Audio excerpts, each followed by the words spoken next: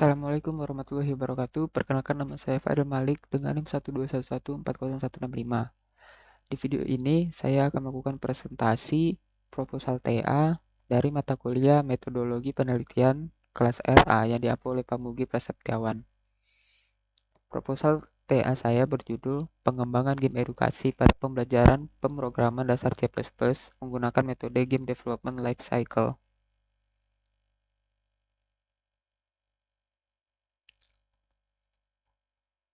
Pada latar belakang masalah, itu dalam era yang serba digital ini, teknologi berkembang dengan sangat cepat.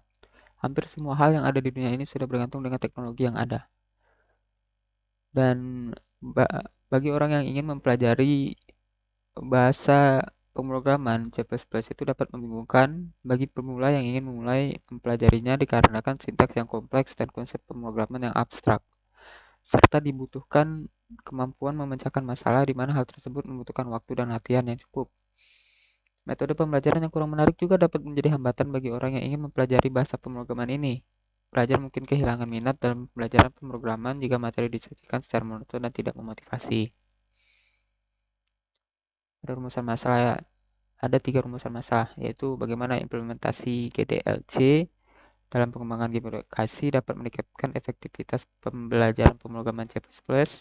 Yang kedua, apa saja tantangan dan hambatan yang mungkin dihadapi dalam pengembangan game edukasi untuk pembelajaran pemrograman dasar C++ menggunakan GDLC baik dari perspektif pengembang ataupun pengguna. Lalu yang ketiga, bagaimana interaksi antara elemen-elemen game dan konsep-konsep pemrograman dasar C++ dapat mempengaruhi motivasi dan keterlibatan siswa dalam proses pembelajaran. Pada tujuan penelitian, di dalam tugas akhir ini akan dibuat sebuah game yang dapat menjadi sarana pembelajaran dasar-dasar bahasa pemrograman C++. Pada batasan masalah, materi pembelajaran hanya dibatasi pada dasar-dasar saja dan contoh implementasi dan kegunaannya. Pada manfaat penelitian, bagi penelitian ini bisa menjadi sebuah kesempatan untuk mengasah skill game development dan menambah pengalaman dalam pembuatan sebuah game. Bagi akademik, penelitian ini bermanfaat sebagai alternatif untuk mahasiswa yang tertarik untuk belajar bahasa pemrograman C++. Bagi masyarakat, penelitian ini bermanfaat sebagai sarana pembelajaran bahasa pemrograman C++ yang interaktif. Pada sistematika penulisan, ada bab 1, yaitu pendahuluan, bab 2, yaitu tinjauan pustaka, bab 3, metodologi penelitian, bab 4, hasil penelitian dan pembahasan, dan pada bab 5, yaitu kesimpulan dan saran. Pada bab 2, yaitu tinjauan pustaka, saya baru menggunakan 5 jurnal, yaitu Rancang dan Bangun Game Edukasi Anak-anak berbasis Android dengan Unity menggunakan metode Game Development Life Cycle. Lalu Using Unity to Teach Game Development, Engaging Students in Computer Science Education Through Game Development with Unity. Lalu yang keempat, Unity in Action, third edition, Multi-Platform Game Development in C#. Lalu Agile Game Development, Build, Play, Repeat. Pada dasar-dasar teorinya yaitu C++. C++ adalah bahasa pemrograman komputer tingkat tinggi yang dikembangkan oleh Bjarne Stroustrup pada awal 1980-an di Bell Labs. Unity 3D adalah sebuah mesin permainan atau game engine yang dikembangkan oleh Unity Technologies. Lalu GDLC atau Game Development Life Cycle adalah serangkaian tahapan atau proses yang dilalui dalam pengembangan sebuah permainan video dari konsep awal hingga peluncuran dan pemeliharaan. Pada bab 3, metode penelitian, itu pada alur penelitian ada diagram alir. Itu dimulai dari analisis masalah, lalu ke studi literatur, ke penetapan tujuan, lalu ke identifikasi kebutuhan sistem, lalu ke perancangan sistem, lalu ke implementasi, lalu ke pengujian alat. Pada penjabaran langkah penelitian, analisis masalah. Tahap pertama yaitu masalah tentang konsep game, bagaimana game beroperasi, grafis pada game, logika-logika pada game, dan juga interaksi dari pemain terhadap game. Pada studi literatur, itu mencari referensi yang dapat mendukung penelitian dalam tugas akhir ini.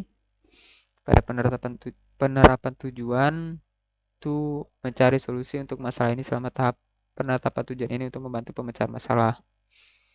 Pada identifikasi kebutuhan sistem, alat dan program yang akan digunakan untuk membangun sistem yang ditentukan oleh penulis selama fase identifikasi kebutuhan sistem. Pada perancangan sistem, yaitu alat dan aplikasi yang akan digunakan dibuat dan keseluruhan alur kerja sistem kemudian dirakit. Pada tahap implementasi, penulis mulai membuat sistem yang telah direncanakan pada tahap implementasi ini dan terus melakukannya hingga sistem berhasil diselesaikan dan berfungsi sebagaimana mestinya. Pada pengujian alat, penulis melakukan pengujian terhadap sistem yang dikembangkan selama tahap implementasi. Alat dan bahan tugas akhir. Pada alat digunakan komputer dengan spesifikasi Intel i3 10100F dengan kecepatan 3,6 GHz dan graphic card Nvidia GTX 1650 dan 16 GB RAM dan 1 TB hard disk sebagai storage. Lalu aplikasi Unity 3D itu game engine. Lalu Adobe Photoshop 2019 untuk mengedit gambar. Pada bahan yang digunakan itu dataset pihak pertama yang disusun sendiri melalui kuesioner, observasi atau interview, dan dokumen panduan yang mengacu pada standar hasil tugas akhir atau artikel yang disitasi dan digunakan. Pada metode pengembangan atau metode pengukuran itu saya menggunakan Game Development Lifecycle atau GDLC. Adalah serangkaian proses atau tahapan yang ditempuh dalam pengembangan sebuah permainan video dari awal hingga akhir.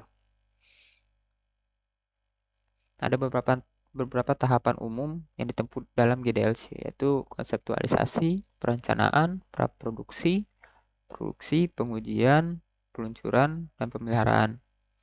Pada rancangan pengujian, itu rancangan pengujian perangkat lunak atau software, itu apakah game masih memiliki bug, crash, ataupun isu-isu yang lain. Pada perancangan pengujian fungsional, game dapat dimainkan dengan spesifikasi minimum komputer tertentu dan penilaian skor setiap level. Pada perancangan pengujian non-fungsional antarmuka, pengguna sistem harus mudah digunakan dan intuitif. Sekian video presentasi proposal TA saya. Lebih dan kurang saya mohon maaf. Terima kasih telah menonton. Assalamualaikum warahmatullahi wabarakatuh.